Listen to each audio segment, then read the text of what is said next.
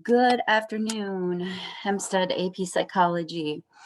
So I am going to try to um, record myself with the PowerPoint presentation and explain Freud as I would as if I was in the classroom. So I hope that you can take some time to watch and listen and then ask me any questions that you might have as you're taking some notes along the way. This PowerPoint is also in Canvas, but I want to emphasize some things that are more important than others because I tend to put a lot of jargon on my PowerPoint. I hope you guys are all doing well.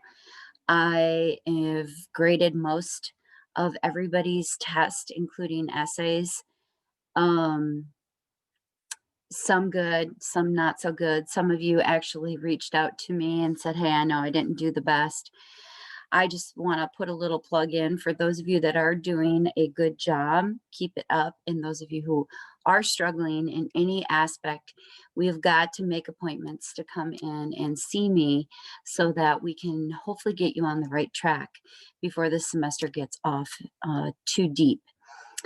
In addition, I just want to say a congratulatory shout out to all the men's and women's cross country teams.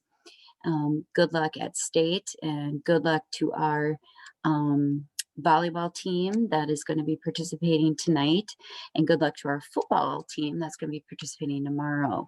And I hope I didn't leave anybody out, but if you're not in any of those activities, that totally is okay. I hope everybody's doing okay and having a good week. I miss you all. So let's get started. Sigmund Freud was born from 1856 to 1939. These first three slides, you do not need to copy any notes. This is just background information. If I was in class, I would just give you a little bit of background information on this man. He has a really important part in the historical aspects of psychology. He is not as influential today because most people have moved on from his particular views. But in the past, he actually founded psychoanalysis. So if you guys can remember the schools of thought, and I taught you with the hand, and psychoanalysis was which one? It was the thumb, hopefully you're saying. And it was the reason why it was the thumb is because psychoanalysis believes that you behave the way you do because of things that happened in your past, your childhood, and these are repressed thoughts. And this was all derived from Sigmund Freud's theories. So psychoanalysis means the same thing as psychoanalytic. Just don't ever get those two confused. It means the exact same thing.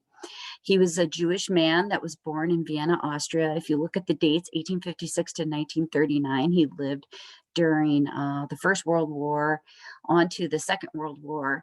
He also lived in the Victorian era, which the reason why that's noted is because a lot of Freud his emphasis was on sex and aggression.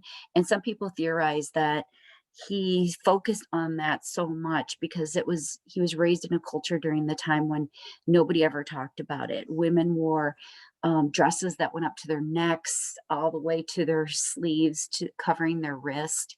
They just never showed any skin, much less talked about it. And if you had any aggressive thoughts, you were a bad person and you were supposed to never ever share those thoughts as well.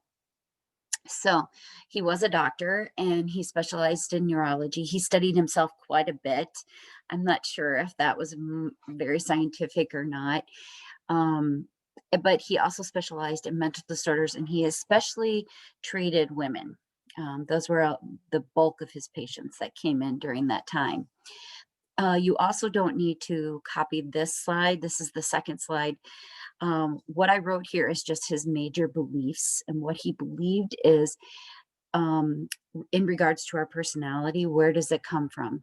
So, sorry, I'm going to back up a little bit. This whole unit is titled personality. And so during this unit, we are going to talk about how each personality emerges based on a different theorist. So we're starting with psychoanalysis and what does the thumb believe? Where does our personality come from? Kind of like what we did when we dove into Oh, the behavior aspect of it at the beginning of the year when I said, why is Bluto acting the way he's acting? He's an older man that's stuck in college. And we went through each of the fingers. That's what we're going to be doing during this unit. We're not every single one of them, but many of the fingers, the schools of thought that are represented on our fingers, we are going to be talking about during this unit. We're starting with psychoanalysts, and they believe, according to Freud, that your personality emerges because of something that is in your past, a childhood conflict, and it's within your unconscious mind. You just really aren't sure. Unconscious mind, something has to bring that out, and that's where Freud would come in. Again, I would not copy this. This is what the major controversy was. He held a lot of people that did follow him and did believe him, but there were a lot of people that thought he was just kind of out there and didn't really like what he had to say. One of the biggest reasons why people struggled with what he claimed was this word that I have in black and underlined, the unconsciousness. I keep stressing that with psychoanalysis. That's because Freud believes that you're not really aware of why you're behaving the way you're behaving or why your personality is the way it is. It's mainly due to things that have happened that you've repressed and you've pushed down into your unconscious mind. And a lot of people did not like that idea because most people want to say, well, I'm definitely in control. I'm even aware of some of the bad personality traits that I possess, but because I'm aware of it, I can change it. And Freud would say, absolutely not. You're not aware of it, and you can't change it unless you actually seek a therapist who can bring out those unconscious thoughts for you. He was also very offensive because he talked about sex and aggression quite a bit. Um, the term that I would write down, if you're taking notes, starting with psychoanalysis, and I think I will have a concept map on the board. I'm going to put that up for you guys to kind of follow along of, you know, how many different thoughts come out of psychoanalysis. And one of the things is people call him the father of psychoanalysis just because he founded it. That's the only reason. So if that ever comes up, just so you know, he's known as the father of psychoanalysis. Um, he believed that we could only bring our unconsciousness out through what was called free association. And I have that word bolded and underlined over here. And what he means by that is that there's a time when your window of thoughts opens up and you can actually talk about them freely, and you're not even aware that you're bringing it. You're not even aware that you're talking about them. So let me just do a very brief, oversimplified example. Maybe my mother and I have had some problems in the past. We have not gotten along for the last X amount of years. There's been a lot of tension and a lot of turmoil. I go to a friend's house, and deep in my heart, that's really bothering me. But I'm going over to my friend's house just to talk about anything. I have no intent that I'm going to bring up my mother at all. In fact, I'm not even wanting to bring up my mother. It's just kind of this thing I don't want to talk about. Well, because feel really comfortable around my friend, and all of a sudden we start talking about this and that and this and that, I might bring up, well, that reminds me of when my mom did dot, dot, dot, dot, dot, and it really ticked me off. What I'm doing, according to Freud, would be I would be actually free associating, just bringing out these thoughts that I have about my mom. I might even say to you, oh my God, I had a dream last night, and it was about this snake taking over my neck. And never even once mentioning my mother at all. But Freud would say, through your dreams, you actually come out your unconsciousness. And that snake wasn't a real snake. It was actually your mother kind of suffocating you. So he analyzed things in a very different way. Again, some people liked it. A lot of people did not like it. But that's really what the basis of what he did. So what we need to do now is we need to get to the nut and the bolts of What were his beliefs? And we're going to start with three important terms that you should record, write down somewhere that you need to know the difference of: the id, the ego, and the superego. And he believed your personality had those three different divisions within it. I keep pointing to my brain, but it's really within our whole body. So let me explain each of them to you. Here's some important stuff I would make sure I record. Under psychoanalysis, under Freud, his beliefs about the id, the ego, and the superego. We're going to start with the ego. The ego is that person in the middle. That is your rational thinker. That's the one that is trying to, compromise with the superego and the id. The ego is definitely, if you like took your head as I have here and you had that person in the middle, that would be the ego. It's the conscious mind. So if I say to you, hey, what did you do last night? Or maybe, hey, what are you thinking about right now? It's right now. You can pull from your conscious mind your immediate thoughts. You don't have to dig down deeply rooted into some memory or anything. It's just whatever is coming into your thought process at that moment. You are aware of those feelings. Maybe you're thinking about how sad you are, maybe thinking how excited you are about the game tonight. Whatever you're thinking about, that's considered your ego and your conscious thought. What it will do is it's going to try to allow to bring out this side and this side with some safety. So what I mean by that is if the ego is in the middle, it's going to say, hey, I really want the superego to come out a little bit of my personality, but not be overbearing. And I really want the id to come out a little bit, but not be too overbearing as well. And if one of these two on the side, whether it's the right or the left, are overpowering, the ego is going to get squashed and the superego or the id has the likelihood of actually taking over. Now, as I'm describing this, try to place yourself and think about your own personality. And if you have a strong ego or a strong superego or a strong id or a weak, or if it's weak, vice versa. Okay, so the superego is, think about, a lot of students confuse the id, the ego, and the superego. But if you think about the superego, is so super, it has to be off to the side and it's trying to take over the ego. Okay. So it's not generally seen in the middle, but it's what it is the superego is the one that always wants you to do everything right all the time. It's that perfect one in your brain. It's actually very harmful if you have a very, very strong superego, because the reality in life is we can strive for perfection, but nobody can be perfect 100% of the time. And if you constantly strive for that perfection and think you have to be perfect 100% of the time, you're going to be in for the biggest letdown of your life. So super egos try to always make you feel guilty. They want you to be the one that is kind of that moral principle. I have that highlighted in bold and black for a reason. You will see that's a good buzzword. You'll see that on your test. It's the morality. What's morality? Doing what's right. So it's kind of like that parent figure that's sitting on your shoulder that is always being like, you shouldn't do that. You shouldn't do that. Oh, make sure you do this. If you guys were Harry Potter fans at all, and in one of the Harry Potters, well, actually in a few of the Harry Potters, the little elf, what was his name?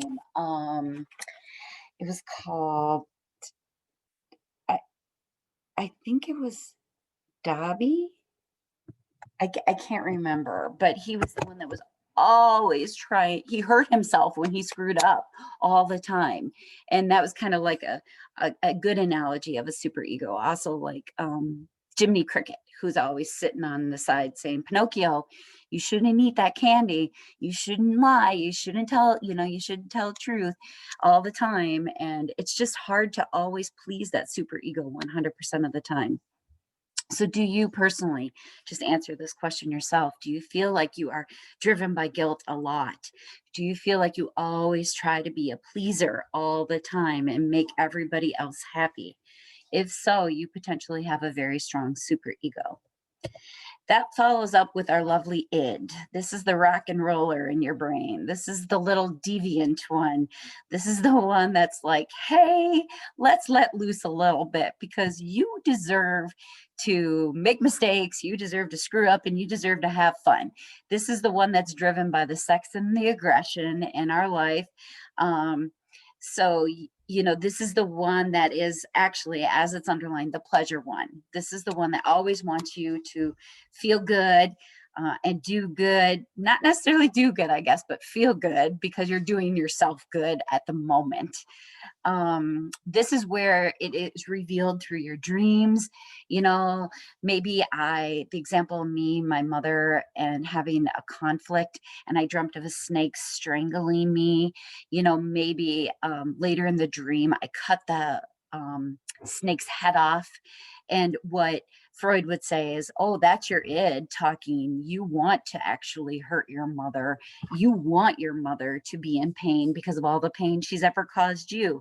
Now, consciously, I would never say that, right? Because that'd be a terrible person if I said that. And that's why this is in your unconscious minds. These are all these things that you desire that you can't speak of potentially. Freud also says this begins at birth. And if you think about it, how does a baby have an id? Well, they're very selfish and they think about themselves. They cry because they want to be fed, they want to be held, they want to be changed. They don't care about your feelings or anything else. They just want to be pleased for themselves at that moment. So it's kind of a logical explanation of the id, the ego, and the superego. So I want to explain to you that this is the big point on this particular slide is this is how your personality develops. And it's basically this conflict that you have between what society thinks you should behave like over here with your superego and your urges of what you really want to do. So maybe you get in an argument. Maybe you don't like a particular teacher, let's just say, and you would just love to go tell that teacher really, truly how you feel. Or maybe it's a coach, and you just really would love to be able to just say, listen here, this is how you've made me feel. You have degraded me. You don't give me another chance, dot, dot, dot, dot. But you don't out of fear of ridicule, out of fear of maybe that teacher or coach coming back and doing something to harm you, like your grade or playing time.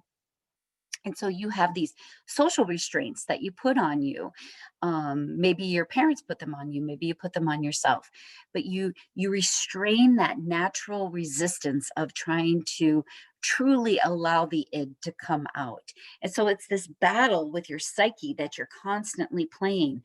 And so that's why at the very beginning of this discussion, I said to you guys, the ego, which lies in the middle, tries to bring out this one a little bit and this one a little bit, but not be overbearing.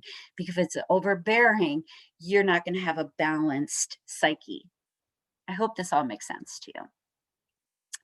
So I'm going to, here's an example that I would read to you guys in class.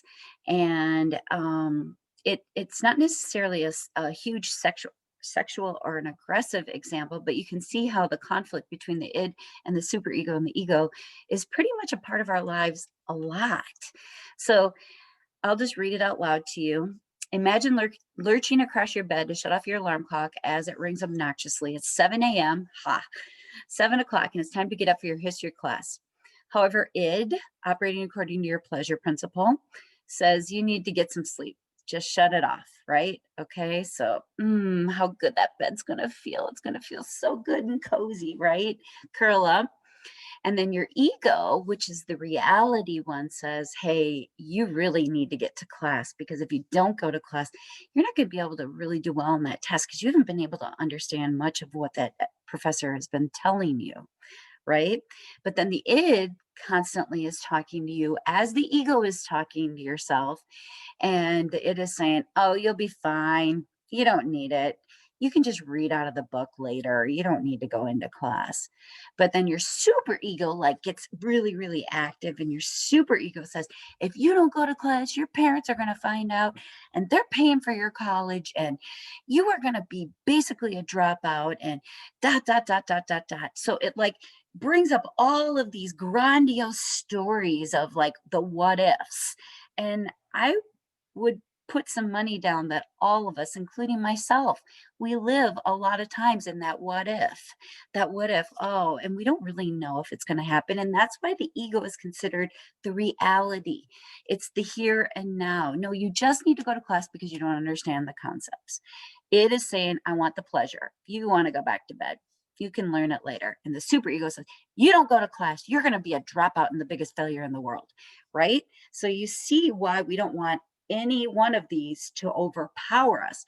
Because if the id overpowers us, you're going to be a dropout for sure. And you're just going to be Bluto that's being in college till you're 29. If the super ego overpowers us, you're never going to be able to loosen up and have any fun in your life. And you're going to be driven by this sense that you have to be perfect all the time. And so the ego wants to bring them out both very easily, gently, with reason.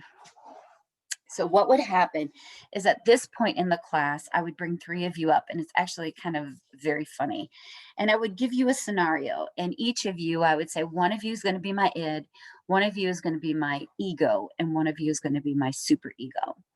The way I've always remembered id is it begins with the letter I, and I'm always with the id, you're always being selfish and you're thinking of yourself, me, myself, and I. Okay. So if you're having a hard time keeping what the id does, some of you will pronounce it as ID, and it's not, it's actually id. But if you use the letter I and you think of it's all about me, and that's what the id is about. So I'm going to do a little role playing here. Give it a shot. Give me a little, just roll with me. This is what I would do in a class. I'd bring 3 of you up and I'd say, here's the scenario. Your parents are going out of town this weekend. Woohoo, right? Okay, I'm going to stop sharing here. Your parents are going out of town this weekend and you have a boyfriend, and you and your boyfriend are getting really serious and you're considering going off to college together. You're just really talking about your future together. So you 2 are pretty serious. You also have a large group of friends. You have a pretty big friend group, and that friend group, you like to be popular. You are somebody that wants to be in the friend group where everybody thinks you are fun and not some loser that's a geek that always is following the rules. So your parents are going out of town this weekend. They've told you you cannot have anybody over, including your boyfriend. You need to stay in the house due to Corona. You can't have anybody over at all, and you just have to basically isolate yourself. And your friends find out that your parents are out of town. Your boyfriend knows that your friends are out of town, or your parents are out of town, and they're pressuring you big time to have a party. Your boyfriend's pressuring you big time to have him over. Your friends want to have a huge like beer party because they're really into that, and you're not necessarily into that, but you enjoy their company. But if you allow this, it's going to get really out of control. So now what I would do is I would turn it to the 3 students in the front of the room, and I would say, okay, id, ego, super ego, id and super ego, what would you say to the ego to convince the ego? Okay, because the ego is going to make the ultimate decision here. All right, so I'm going to be first. I'm going to be the id. So give me a second here. All right. These are my Mardi Gras beads. I've got some cool peace out glasses. The id says, do it. Let's party. Come on. Your parents will never find out. We can keep it so chill. Man, you're going to be like the talk of the senior class. For years, everybody's going to be talking about you. And 10 years from now, this can be the party of the century. Dude, we've been so bored. Nobody's had any party since COVID. It's time. We want to celebrate. We want to celebrate our senior year. We don't want to go out with this stupid virus taking over us. It's time to live our lives. That's the id, okay? And then here's your super ego. And this is a picture of my mother, my real mom, back in the day. And your super ego says, do not listen. Do not listen to the id. If you do that, you're going to get arrested. You're going to get kicked off the volleyball team. You are going to be soon forgotten while all those other people are enjoying the fruits of your punishment. They're going to have a good time and you're going to have to clean up. I will find out. Don't think I won't find out. They're going to ruin our house. You're going to have to like pay for all the damage that they're going to do to your house. Do you really want that on your record? Your scholarship is on the line. You've got so much ahead of you. Don't ruin it. Don't do it. And then you have your ego. The ego in the middle that has to listen to both sides. It's got to listen to this side over here, right? It's got to listen to this side, who's sitting on this shoulder saying, don't you even consider. Don't you even consider. And it's got to listen to this side over here that says, party! And what does the ego do? What would be your answer? And this is what I would do in class, and we would have a lot of fun with it. And the correct answer is the ego would say, I'm going to allow a couple people over who I know are not drinkers. We're going to play some games just so we can socialize. We're going to have some pizza. We're just going to have some stupid fun that actually is not illegal. And I know my parents are probably be upset because I had a couple people over, but we're all going to wear masks. We're actually going to sit outside in the backyard where the fresh air COVID won't get to us. We'll social distance. And just going to keep it really low key. And then you've got this one over here going, but what about your boyfriend? He really wants you to spend the night. And then you got this one going, don't let anybody come over ever, right? And so this is the ego trying to go, balance it each out. I hope this makes sense to you. If it doesn't, ask me questions. This PowerPoint is really long, but this is the only segment I wanted us to get through today in class. So tomorrow I will do another video and we will start talking about the different, what's called oral, anal, phallic, genital, and latency.